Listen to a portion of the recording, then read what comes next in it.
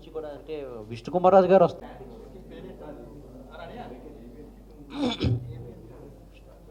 మిత్రులందరికీ నమస్కారం. అందరికీ టీచర్స్ డే శుభాకాంక్షలు. ముఖ్యంగా ఈరోజు విశాఖపట్నం ఆమె ఉత్తమ ఉపాధ్యాయులుగా సెలెక్ట్ అవ్వడము, ఢిల్లీ వెళ్ళడం జరిగింది. రాష్ట్రపతి ఒక రివ్యూ కింద ఈరోజు ఒక ప్రోగ్రామ్ని ఏర్పాటు చేసుకోవడం కూడా జరిగింది. అనేక అంశాలు దీనికి సంబంధించి, అదేవిధంగా స్టాలిన్ గారి అబ్బాయి ఏదైతే కామెంట్ చేశారో మన సనాతన ధర్మానికి సంబంధించి, దాన్ని కూడా వ్యతిరేకిస్తూ మేము అనేక ప్రసంగాలు చేయడం జరిగింది. దానికి సంబంధించి ఈరోజు క్షమించాలి, గౌరవ రాజ్యసభ సభ్యులు శ్రీ జీవనరేశ్వరరావు గారు, అదేవిధంగా ధన్యవాదాలు రవీంద్ర గారు. అందరికీ నమస్కారం. ముందుగా ఈరోజు ఉపాధ్యాయ దినోత్సవాన్ని పురస్కరించుకొని తెలుగు రాష్ట్రాల్లో ఉన్నటువంటి ఉపాధ్యాయులందరికీ, అధ్యాపకులందరికీ కూడా సెప్టెంబర్ 5 టీచర్స్ డే సందర్భంగా వారందరికీ కూడా శుభాకాంక్షలు తెలియజేస్తూ, మన సంస్కృతిలో ఉపాధ్యాయుడిని కూడా దేవుడితో కొలుస్తాం మనం. గురువుని బ్రహ్మ, విష్ణు, మహేశ్వరులతో పోల్చేటువంటి ఒక గొప్ప సంస్కృతి మనది. నాకు తెలిసి ప్రపంచంలో ఎక్కడా కూడా ఇటువంటి పోలిక, భగవంతుడితో గురువుని పోల్చేటువంటి పరిస్థితి మీకు ఎక్కడా కనిపించదు. అటువంటి ధర్మం, అటువంటి సంస్కృతి మనది. అలాగే చెట్టుని, చేమని, పర్యావరణాన్ని, ప్రకృతిలోని ప్రతి అంశాన్ని, సూర్యుడిని, చంద్రుడిని, నవగ్రహాలను కూడా పూజించేటువంటి సంస్కృతి మనది. సో ఎవరో రాజకీయ బచ్చాగాళ్ళు సనాతన ధర్మాన్ని డెంగీ, మలేరియా, కరోనా లాంటి మహమ్మారిలతో పోలిస్తే దాని యొక్క ఖ్యాతి ఎక్కడా మసకబారదు. ఈ విధంగా కేవలం రాజకీయ దురుద్దేశంతో భారతదేశ సంస్కృతిని, సనాతన ధర్మాన్ని, హిందూ ధర్మాన్ని ఈ విధంగా తప్పుడు వ్యాఖ్యానాలు చేసి భారత ప్రజల యొక్క ఆత్మ గౌరవాన్ని దెబ్బతీసేటువంటి దుశ్చర్య ఇది. అనాలోచితంగా చేసిన వ్యాఖ్యగా దీన్ని నేను పరిగణించను, ఎవరూ పరిగణించరాదు. ఇది అనాలోచిత వ్యాఖ్య కాదు. ఇది భారతదేశ గౌరవాన్ని, ప్రతిష్టను, ఒక పక్క ప్రపంచం మనల్ని, భారతదేశ గొప్పతనాన్ని గుర్తిస్తుంటే, ఆర్థిక రంగంలో మనం ముందుకు వెళ్తుంటే, 5వ ఆర్థిక వ్యవస్థగా ఎదుగుతుంటే, G20 దేశాలన్నిటికీ మనం ఇప్పుడు అధ్యక్షత వహిస్తుంటే, 2 రోజుల్లో ప్రపంచ నాయకులందరూ ఢిల్లీ వేదికగా G20 కార్యక్రమాలు నిర్వహించనుంటే, కరోనా లాంటి మహమ్మారిని పారదోలటంలో భారతదేశం విశిష్ట గుర్తింపు పొందుంటే, అటువంటి సమయంలో అలాగే చంద్రయాన్ 3 చంద్రుని జయించాం. సౌత్ పోల్లో ఏ దేశం వెళ్ళనటువంటి ప్రాంతానికి మనం చంద్రయాన్ 3 ద్వారా వెళ్ళగలిగాం. ప్రపంచమంతా భారతదేశం వైపు, భారతదేశ శాస్త్రవేత్తల వైపు, భారత నాయకత్వం నరేంద్ర మోదీ గారి వైపు అబ్బురంగా చూస్తుంటే, ఇక్కడ కొంతమంది రాజకీయ నాయకులు, బచ్చాగాళ్ళు కావాలని చెప్పేటువంటి వ్యాఖ్యలు చేసి భారతదేశాన్ని, సనాతన ధర్మాన్ని అగౌరవపరచాలనేటువంటి ఒక ప్రయత్నం చేస్తున్నారు. ఇది ఒక్క డిఎంకే నాయకులకు పుట్టినటువంటి దుర్బుద్ధి కాదు. ఇది INDIA పేరుతో, ఇండియా పేరుతో తయారైనటువంటి యాంటీ ఇండియా అలయన్స్ యొక్క ఆలోచన విధానం ఇది. యాంటీ ఇండియా అలయన్స్ ఏ విధంగా భారతదేశ గౌరవాన్ని దెబ్బతీయాలని చేస్తున్నారో, ఆత్మ గౌరవాన్ని, సనాతన ధర్మాన్ని దెబ్బతీయాలని చూస్తున్నారో, దానికి ఇది వాళ్ళకు ఉన్నటువంటి ఎజెండా. 3 సమావేశాలు నిర్వహించుకొని తాజాగా ముంబైలో సమావేశం నిర్వహించుకొని వాళ్ళు తేల్చింది ఇది. వాళ్ళ జాతీయ విధానం ఏంటంటే భారతదేశ గౌరవాన్ని, ప్రతిష్టను దిగజార్చాలని, ప్రపంచంలో భారతదేశానికి లభిస్తున్న గౌరవాన్ని దెబ్బతీయాలని, తద్వారా ఓటు బ్యాంకు, తమకు కావలసినటువంటి ఓటు బ్యాంకు నిర్మాణం చేసుకోవాలి. ఎందుకంటే గెలిచే సత్తా ఎలాగూ లేదు. నరేంద్ర మోదీ గారికి ధీటుగా ఎన్ని కూటములు వచ్చినా ఎదుర్కోలేము. కాబట్టి ఏదో ఒక విధంగా ప్రపంచంలో భారతదేశాన్ని, గౌరవాన్ని, దాని ప్రతిష్టని, దానికి భంగం కలిగిద్దాం. తద్వారా మరి మోదీ గారిని లేదా బీజేపీని కించపరచచ్చు అనేటువంటి ఇది ఒక దుర్బుద్ధి తప్పితే మరొకటి కాదు. ఉదయనిధి చేసిన కామెంట్స్ని కాంగ్రెస్ పార్టీ సమర్థించడం నిజంగా దౌర్భాగ్యం. సోనియా గాంధీ, రాహుల్ గాంధీ దేశానికి క్షమాపణ చెప్పాలి. ఈ దేశంలో రాజకీయాలు చేయాలంటే ఈ దేశ గౌరవానికి, ఈ దేశ ప్రతిష్టకు భంగం కలిగించరాదు. సో కాబట్టి ఖచ్చితంగా ఇటువంటి డిమాండ్ మేము చేస్తున్నాం. ఆఖరికి చంద్రయాన్ 3 ప్రయోగం, చంద్రయాన్ 3లో మిషన్ పంపించాలన్నా, ఆదిత్య 1 ద్వారా స్పేస్ మిషన్, సైన్స్ మిషన్కి వెళ్ళిన శాస్త్రవేత్తలు సైతం ఆలయాల్లో పూజలు నిర్వహించి ఇదే సనాతన ధర్మాన్ని, మీరు దేన్నైతే తప్పుపడుతున్నారో ఈ సనాతన హిందూ ధర్మ విధానాలను పాటిస్తూ, దేవుడిని ప్రార్థిస్తూ శాస్త్రవేత్తలు సైతం దేశానికి, దేశ పద్ధతులకి గౌరవం ఇస్తున్నారే. మరి ఇటువంటి తప్పుడు మాటలు చేసినటువంటి ఉదయనిధి స్టాలిన్ కేవలం డిఎంకే క్షమాపణ చెప్తే సరిపోదు. దీనికి నాయకత్వం వహిస్తున్న కాంగ్రెస్ పార్టీ నాయకత్వం మొత్తం కూడా క్షమాపణ చెప్పాలని చెప్పి మేము డిమాండ్ చేస్తున్నాం. వైపు ప్రపంచమంతా కరోనా సమయంలో భారత సంస్కృతిని పాటించారు. ఎక్కడ డాక్టర్లు ఎవరు కరోనా సమయంలో మరి ఐసీయూ చేరినా, హాస్పిటలైజేషన్ అయినా కనుక్కోవాలి ఏం జరిగిందో. అందరికీ చెప్పారు, మీరు ప్రాణాయామం చేయండి, యోగా పాటించండి.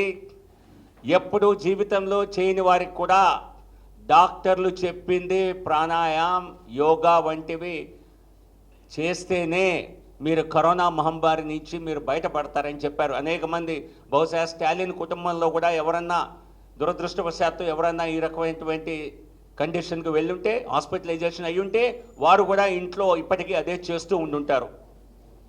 సో కాబట్టి మన సంస్కృతిని ఒక పక్క నరేంద్ర మోదీ గారు ప్రపంచవ్యాప్తంగా యోగాని ప్రపంచ దేశాలన్నిటికీ తెలియజేస్తే, అందరూ నమస్కారం అమెరికా అధ్యక్షులతో సహా కరోనా సమయంలో మరి కాంటాక్ట్ లేకుండా ఉంటే మంచిదని తెలిసిన సందర్భంలో అందరూ నమస్కారం చేయటం, భారత సంస్కృతిని అలవాటు చేసుకుంటే డిఎంకే నాయకులకి ఎందుకు దుర్బుద్ధి? సో దీనిపైన యాంటీ ఇండియా అలయన్స్ ఖచ్చితంగా సమాధానం చెప్పాలి. మరొక వైపు ప్రధాని నరేంద్ర మోదీ గారు దేశ ప్రతిష్టను ఇనుమడించేలా, దేశ పౌరుల్లో దేశభక్తి పెంపొందించేలా అనేక కార్యక్రమాలు చేపట్టడం జరిగింది. ఇవి రాజకీయ కార్యక్రమాలు కాదు. మా ముందున్నటువంటి కలశాలు మీరు చూసినట్లయితే ఈ కొత్త కార్యక్రమం ఏదైతే మేము ఆగస్టు 1 నుంచి ఆగస్టు 15 వరకు, సెప్టెంబర్ 1 నుంచి 15 వరకు మేము చేపట్టిన కార్యక్రమంలో భాగంగా నా భూమి నా దేశం అనేటువంటి ఒక కార్యక్రమం, మేరా మాటి మేరా దేశ్ అంటే మనం మట్టిలో కూడా దేశాన్ని, మట్టిలో భగవంతుడిని చూసేటువంటి సంస్కృతి మంది. సో దేశవ్యాప్తంగా నా భూమి నా దేశం అనేటువంటి ఒక కార్యక్రమాన్ని చేపట్టి అన్ని గ్రామాల్లో ప్రతి ఇంటి వద్దకు వెళ్ళి చిటికెడు మట్టిని సేకరించి ప్రతి గ్రామంలో 75 సంవత్సరాలు స్వాతంత్రం పూర్తి చేసుకున్న సందర్భంగా 75 మొక్కలను నాటి ఒక అమృతవనంలాగా ప్రతి చోట తయారు చేయాలని, ప్రతి జిల్లా నుంచి ఈ విధంగా సేకరించినటువంటి మట్టితో ఢిల్లీలో ఒక అమృత వనాన్ని నిర్మించాలనేటువంటి ఒక సంకల్పంతో ఈ కార్యక్రమాన్ని భారతీయ జనతా పార్టీ కార్యకర్తలు దేశవ్యాప్తంగా చేపట్టడం జరుగుతోంది.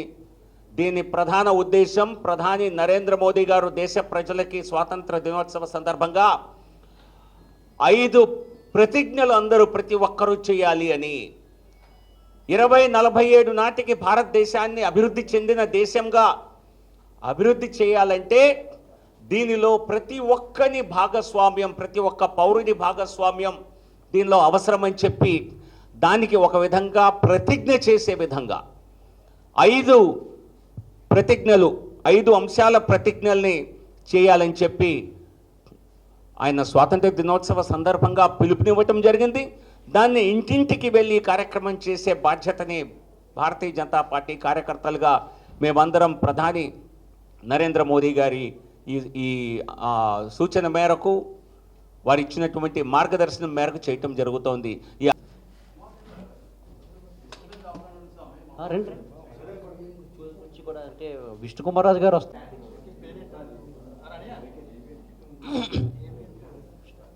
మిత్రులందరికీ నమస్కారం. అందరికీ టీచర్స్ డే శుభాకాంక్షలు. ముఖ్యంగా ఈరోజు విశాఖపట్నం ఆమె ఉత్తమ ఉపాధ్యాయులుగా సెలెక్ట్ అవడము, ఢిల్లీ వెళ్ళడం జరిగింది. రాష్ట్రపతి ఒక రివ్యూ కింద ఈరోజు ఒక ప్రోగ్రామ్ని ఏర్పాటు చేసుకోవడం కూడా జరిగింది. అనేక అంశాలు దీనికి సంబంధించి, అదేవిధంగా స్టాలిన్ గారి అబ్బాయి ఏదైతే కామెంట్ చేశారో మన సనాతన ధర్మానికి సంబంధించి, దాన్ని కూడా వ్యతిరేకిస్తూ మేము అనేక ప్రసంగాలు చేయడం జరిగింది. దానికి సంబంధించి ఈరోజు క్షమించాలి, గౌరవ రాజ్యసభ సభ్యులు శ్రీ జీవనేశ్వరరావు గారు, అదేవిధంగా ధన్యవాదాలు రవీంద్ర గారు. అందరికీ నమస్కారం. ముందుగా ఈరోజు ఉపాధ్యాయ దినోత్సవాన్ని పురస్కరించుకొని తెలుగు రాష్ట్రాల్లో ఉన్నటువంటి ఉపాధ్యాయులందరికీ, అధ్యాపకులందరికీ కూడా సెప్టెంబర్ 5 టీచర్స్ డే సందర్భంగా వారందరికీ కూడా శుభాకాంక్షలు తెలియజేస్తూ, మన సంస్కృతిలో ఉపాధ్యాయుడిని కూడా దేవుడితో కొలుస్తాం మనం. గురువుని బ్రహ్మ, విష్ణు, మహేశ్వరులతో పోల్చేటువంటి ఒక గొప్ప సంస్కృతి మనది. నాకు తెలిసి ప్రపంచంలో ఎక్కడా కూడా ఇటువంటి పోలిక, భగవంతుడితో గురువుని పోల్చేటువంటి పరిస్థితి మీకు ఎక్కడా కనిపించదు. అటువంటి ధర్మం, అటువంటి సంస్కృతి మనది. అలాగే చెట్టుని, చేమని, పర్యావరణాన్ని, ప్రకృతిలోని ప్రతి అంశాన్ని, సూర్యుడిని, చంద్రుడిని, నవగ్రహాలను కూడా పూజించేటువంటి సంస్కృతి మనది. సో ఎవరో రాజకీయ బచ్చాగాళ్ళు సనాతన ధర్మాన్ని డెంగీ, మలేరియా, కరోనా లాంటి మహమ్మారిలతో పోలిస్తే దాని యొక్క ఖ్యాతి ఎక్కడా మసకబారదు. ఈ విధంగా కేవలం రాజకీయ దురుద్దేశంతో భారతదేశ సంస్కృతిని, సనాతన ధర్మాన్ని, హిందూ ధర్మాన్ని ఈ విధంగా తప్పుడు వ్యాఖ్యానాలు చేసి భారత ప్రజల యొక్క ఆత్మ గౌరవాన్ని దెబ్బతీసేటువంటి దుశ్చర్య ఇది. అనాలోచితంగా చేసిన వ్యాఖ్యగా దీన్ని నేను పరిగణించను, ఎవరూ పరిగణించరాదు. ఇది అనాలోచిత వ్యాఖ్య కాదు. ఇది భారతదేశ గౌరవాన్ని, ప్రతిష్టను, ఒక పక్క ప్రపంచం మనల్ని, భారతదేశ గొప్పతనాన్ని గుర్తిస్తుంటే, ఆర్థిక రంగంలో మనం ముందుకు వెళ్తుంటే, 5వ ఆర్థిక వ్యవస్థగా ఎదుగుతుంటే, G20 దేశాలన్నిటికీ మనం ఇప్పుడు అధ్యక్షత వహిస్తుంటే 2 రోజుల్లో ప్రపంచ నాయకులందరూ ఢిల్లీ వేదికగా G20 కార్యక్రమాలు నిర్వహించనుంటే కరోనా లాంటి మహమ్మారిని పారదోలటంలో భారతదేశం విశిష్ట గుర్తింపు పొందుంటే అటువంటి సమయంలో ఇటువంటి అలాగే చంద్రయాన్-3 చంద్రుని జయించాం. సౌత్ పోల్లో ఏ దేశం వెళ్ళనటువంటి ప్రాంతానికి మనం చంద్రయాన్-3 ద్వారా వెళ్ళగలిగాం. ప్రపంచమంతా భారతదేశం వైపు, భారతదేశ శాస్త్రవేత్తల వైపు, భారత నాయకత్వం నరేంద్ర మోదీ గారి వైపు అబ్బురంగా చూస్తుంటే ఇక్కడ కొంతమంది రాజకీయ నాయకులు బచ్చాగాళ్ళు కావాలని చెప్పేటువంటి వ్యాఖ్యలు చేసి భారతదేశాన్ని సనాతన ధర్మాన్ని అగౌరవపరచాలనేటువంటి ఒక ప్రయత్నం చేస్తున్నారు. ఇది ఒక్క డిఎంకే నాయకులకు పుట్టినటువంటి దుర్బుద్ధి కాదు. ఇది ఐఎన్డిఐఏ పేరుతో ఇండియా పేరుతో తయారైనటువంటి యాంటీ ఇండియా అలయన్స్ యొక్క ఆలోచన విధానం ఇది. యాంటీ ఇండియా అలయన్స్ ఏ విధంగా భారతదేశ గౌరవాన్ని దెబ్బతీయాలని చేస్తున్నారో, ఆత్మ గౌరవాన్ని సనాతన ధర్మాన్ని దెబ్బతీయాలని చూస్తున్నారో దానికి ఇది వాళ్ళకు ఉన్నటువంటి ఎజెండా. 3 సమావేశాలు నిర్వహించుకొని తాజాగా ముంబైలో సమావేశం నిర్వహించుకొని వాళ్ళు తేల్చింది ఇది. వాళ్ళ జాతీయ విధానం ఏంటంటే భారతదేశాన్ని, భారతదేశ గౌరవాన్ని, ప్రతిష్టను దిగజార్చాలని, ప్రపంచంలో భారతదేశానికి లభిస్తున్న గౌరవాన్ని దెబ్బతీయాలని, తద్వారా ఓట్ బ్యాంక్, తమకు కావలసినటువంటి ఓట్ బ్యాంక్ నిర్మాణం చేసుకోవాలి. ఎందుకంటే గెలిచే సత్తా ఎలాగూ లేదు. నరేంద్ర మోదీ గారికి ధీటుగా ఎన్ని కూటములు వచ్చినా ఎదుర్కోలేము. కాబట్టి ఏదో ఒక విధంగా ప్రపంచంలో భారతదేశాన్ని, గౌరవాన్ని, దాని ప్రతిష్టని, దానికి భంగం కలిగిద్దాం. తద్వారా మరి మోదీ గారిని లేదా బీజేపీని కించపరచచ్చు అనేటువంటి ఇది ఒక దుర్బుద్ధి తప్పితే మరొకటి కాదు. ఉదయనిధి చేసిన కామెంట్స్ని కాంగ్రెస్ పార్టీ సమర్థించడం నిజంగా దౌర్భాగ్యం.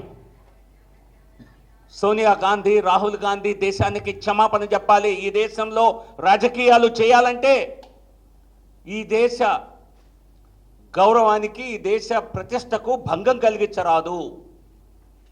సో కాబట్టి ఖచ్చితంగా ఇటువంటి డిమాండ్ మేము చేస్తున్నాం. ఆఖరికి చంద్రయాన్-3 ప్రయోగం, చంద్రయాన్-3లో మిషన్ పంపించాలన్నా, ఆదిత్య-1 ద్వారా స్పేస్ మిషన్, సైన్స్ మిషన్కి వెళ్ళిన శాస్త్రవేత్తలు సైతం ఆలయాల్లో పూజలు నిర్వహించి ఇదే సనాతన ధర్మాన్ని, మీరు దేన్నైతే తప్పుపడుతున్నారో ఈ సనాతన ధర్మ, హిందూ ధర్మ విధానాలను పాటిస్తూ దేవుడిని ప్రార్థిస్తూ శాస్త్రవేత్తలు సైతం దేశానికి, దేశ పద్ధతులకి గౌరవం ఇస్తున్నారే.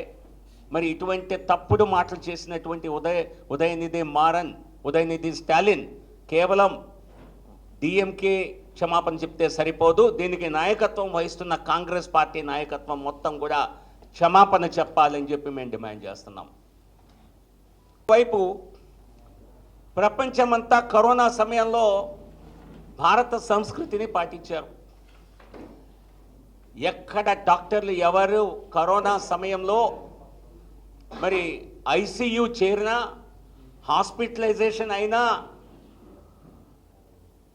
కనుక్కోవాలి ఏం జరిగిందో. అందరికీ చెప్పారు, మీరు ప్రాణాయామం చేయండి, యోగా పాటించండి.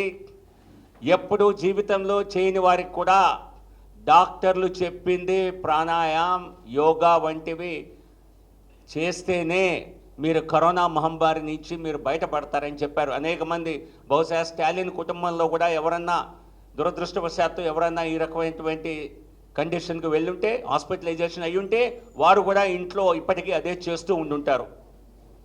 సో కాబట్టి మన సంస్కృతిని ఒక పక్క నరేంద్ర మోదీ గారు ప్రపంచవ్యాప్తంగా యోగాని ప్రపంచ దేశాలన్నిటికీ తెలియజేస్తే అందరూ నమస్కారం, అమెరికా అధ్యక్షులతో సహా కరోనా సమయంలో మరి కాంటాక్ట్ లేకుండా ఉంటే మంచిదని తెలిసిన సందర్భంలో అందరూ నమస్కారం చేయటం, భారత సంస్కృతిని అలవాటు చేసుకుంటే డిఎంకే నాయకులకి ఎందుకు ఈ దుర్బుద్ధి? సో దీనిపైన యాంటీ ఇండియా అలయన్స్ ఖచ్చితంగా సమాధానం చెప్పాలి.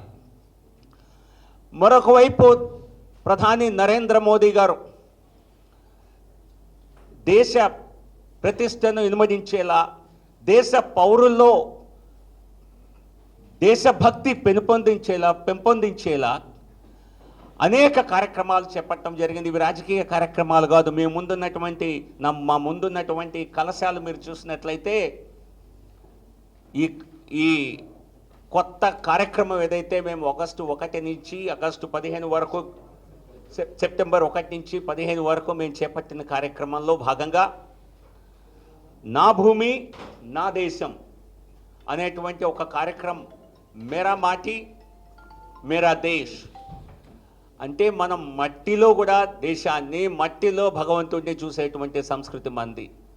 సో దేశవ్యాప్తంగా నా భూమి నా దేశం అనేటువంటి ఒక కార్యక్రమాన్ని చేపట్టి అన్ని గ్రామాల్లో ప్రతి ఇంటి వద్దకు వెళ్ళి చిటికెడు మట్టిని సేకరించి ప్రతి గ్రామంలో 75 సంవత్సరాలు స్వాతంత్రం పూర్తి చేసుకున్న సందర్భంగా 75 మొక్కలను నాటి ఒక అమృతవనంలాగా ప్రతి చోట తయారు చేయాలని, ప్రతి జిల్లా నుంచి ఈ విధంగా సేకరించినటువంటి మట్టితో ఢిల్లీలో ఒక అమృత వనాన్ని నిర్మించాలనేటువంటి ఒక సంకల్పంతో ఈ కార్యక్రమాన్ని భారతీయ జనతా పార్టీ కార్యకర్తలు దేశవ్యాప్తంగా చేపట్టడం జరుగుతోంది. దీని ప్రధాన ఉద్దేశం, ప్రధాని నరేంద్ర మోదీ గారు దేశ ప్రజలకి స్వాతంత్ర దినోత్సవ సందర్భంగా 5 ప్రతిజ్ఞలు అందరూ ప్రతి ఒక్కరూ చేయాలి అని. 2047 నాటికి భారతదేశాన్ని అభివృద్ధి చెందిన దేశంగా అభివృద్ధి చేయాలంటే దీనిలో ప్రతి ఒక్కని భాగస్వామ్యం, ప్రతి ఒక్క పౌరుని భాగస్వామ్యం దీనిలో అవసరమని చెప్పి దానికి ఒక విధంగా ప్రతిజ్ఞ చేసే విధంగా 5 ప్రతిజ్ఞలు, 5 అంశాల ప్రతిజ్ఞల్ని చేయాలని చెప్పి ఆయన స్వాతంత్ర దినోత్సవ సందర్భంగా పిలుపునివ్వటం జరిగింది. దాన్ని ఇంటింటికి వెళ్ళి కార్యక్రమం చేసే బాధ్యతని భారతీయ జనతా పార్టీ కార్యకర్తలుగా మేమందరం ప్రధాని నరేంద్ర మోదీ గారి ఈ సూచన మేరకు, వారు ఇచ్చినటువంటి మార్గదర్శనం మేరకు చేయటం జరుగుతోంది.